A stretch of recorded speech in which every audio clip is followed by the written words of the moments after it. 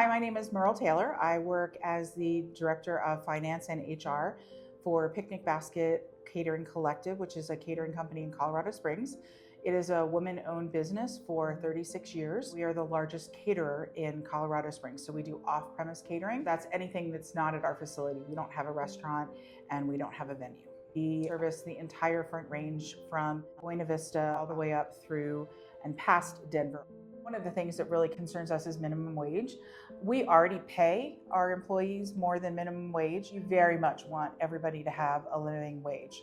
For us as a seasonal employer, that becomes a real concern now because we've got people that are going to go on job attached unemployment for January through April because we're not going to have enough hours for them. As they keep playing around with minimum wage, especially for restaurants and catering companies, which have traditionally had our hourly employees at a lower rate when they're tipped, it makes it really hard for us to have sustainable business practices. Our employment costs right now are about 40%, which is an insanely crazy number for a small business.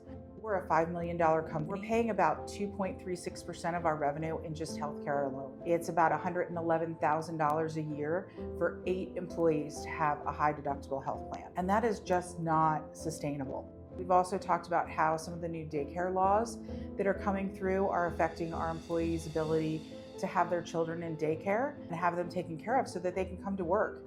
The more onus we put on these daycare facilities to do things that then conflict with regional and state and city laws, it makes it harder for them to stay open. They're spending a lot of money to make those changes, and it makes it hard for our staff to have somebody to take care of their kids when they're at work.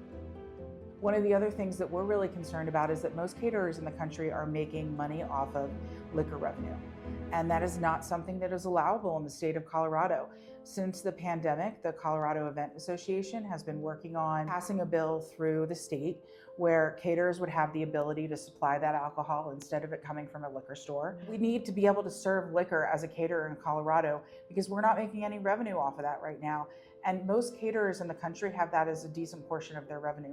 And that is something that we as a catering company are just losing out on. It's really important that our folks at the state level are engaging with our lobbyists and our representatives. I know that some of these legislatures really have a great reason for wanting to pass a bill that's regulating how much water is available and what the water temperature is and how many hours people can work. We really need to look at how that's going to affect all the industry in the state and make sure that it's not impacting somebody in a negative way. We need rules that make sense. Prices are raising of food. We're talking about employment costs rising, and how are a small family mom and pop business supposed to stay there when they can't afford to pay their staff, they can't afford to pay for the food. And what happens is you lose that business.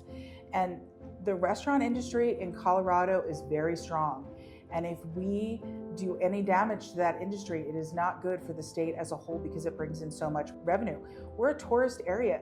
It also hurts all of your hotels for those same reasons. And we've got to keep that restaurant and that tourism industry strong to help supplement the rest of Colorado.